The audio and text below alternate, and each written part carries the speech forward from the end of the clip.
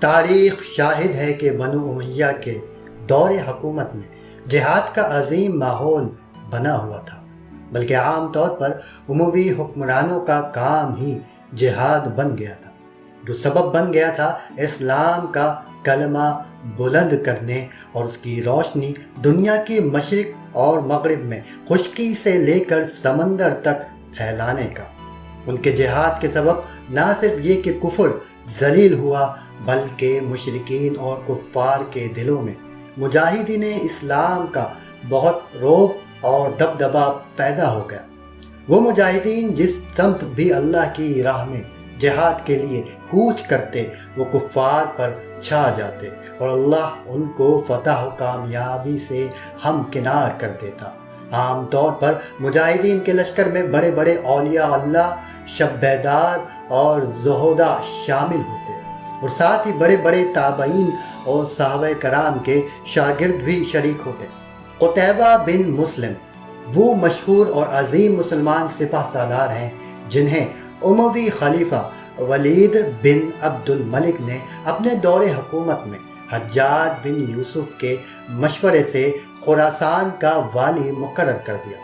چنانچہ قتیبہ بن مسلم نے بہت جلد اپنی عظیم جہادی صلاحیتوں کو استعمال کرتے ہوئے ایک بہترین سپہ سالار ہونے کا اعزاز حاصل کر لیا۔ چنانچہ قتیبہ بن مسلم نے بلاد ترکیہ میں مسلسل جہاد کیا اور علاقوں کو فتح کرتے رہے اور بے شمار مال غنیمت حاصل کیا، یہاں تک کہ اس کے بعد قتیبہ بن مسلم ملک چین کی طرف متوجہ ہوئے اور اپنا لشکر لے کر چین کی سرحد پر پہنچ گئے، اور سب سے پہلے چین کے حکمرانوں کو اسلام کی دعوت پیش کی کہ یا تو اسلام قبول کرو یا پھر جزیہ ادا کرو یا پھر جنگ کے میدان میں آ جاؤ۔ چنانچہ اللہ کا کرنا ایسا ہوا کہ چین کے بادشاہ کے دل میں مسلمانوں کا خوف پیدا ہو گیا اور وہ ڈر گیا۔ حالانکہ حیرت کی بات یہ ہے کہ اس وقت چین کے ارد گرد کے بادشاہ چینی بادشاہ کو ٹیکس دیا کرتے تھے اور اس کی طاقت بھی بہت تھی اور ایک عظیم فوج بھی ساتھ تھی، لیکن اللہ کی مدد سے وہ اسلام کے لشکر سے خوف میں مبتلا ہو گیا۔ چنانچہ اس نے عظیم سپہ سالار قتیبہ بن مسلم کی جانب خیر سگالی اور صلح کی غرض سے تحفے اور بہت بڑی مقدار میں مال بھیجا۔ ناظرین، ابھی مسلمانوں کی چین کی جانب یہ عظیم مہم جاری تھی کہ حجاج بن یوسف کا انتقال ہو گیا، اور پھر اس کے بعد خلیفہ ولید بن عبد الملک کا بھی انتقال ہو گیا۔ ناظرین، ولید بن عبد الملک کے بعد اس کا بھائی سلیمان بن عبد الملک ولی عہد نامزد تھا، لیکن افسوسناک بات یہ ہوئی کہ ولید بن عبد الملک اپنی زندگی میں ہی اپنے بھائی کی جگہ اپنے بیٹے عبد العزیز کو ولی عہد نامزد کرنا چاہتا تھا، اور اس ارادے کی تائید کرنے والوں میں حجاج بن یوسف اور قتیبہ بن مسلم بھی شامل تھے، اور اس کی وجہ سے سلیمان بن عبد الملک جو کہ ولید بن عبد الملک کا بھائی تھا، اس کے دل میں حجاج بن یوسف اور قتیبہ بن مسلم سے سخت دشمنی پیدا ہو گئی۔ لیکن اس سے پہلے کہ ولید بن عبد الملک اپنے ارادے کی تکمیل کرتا، اس کا انتقال ہو گیا، لہذا سلیمان بن عبد الملک خلیفہ بن گیا۔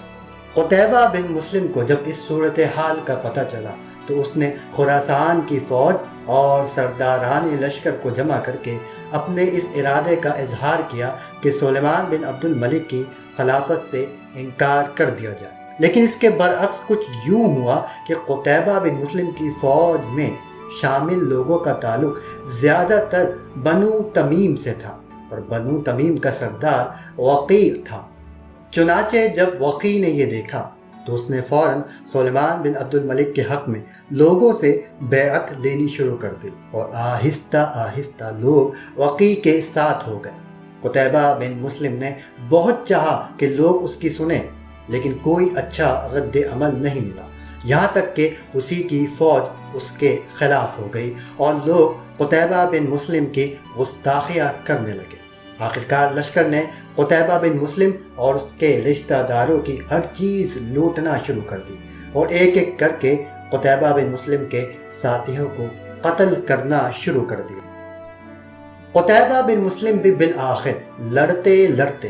زخموں کی تاب نہ لاتے ہوئے بے ہوش ہو کر گر پڑے، اور پھر لشکر نے ان کا سر قلم کر دیا اور وقی نے قتیبہ بن مسلم کا سر اور انگوٹھی سلیمان بن عبد الملک کے پاس بھجوا دی۔ ناظرین، یہ حادثہ کوئی معمولی حادثہ نہیں تھا، کیونکہ قتیبہ بن مسلم نہایت زبردست سپاہ سالار تھے، اور جس طرح وہ ملک فتح کرتے جا رہے تھے،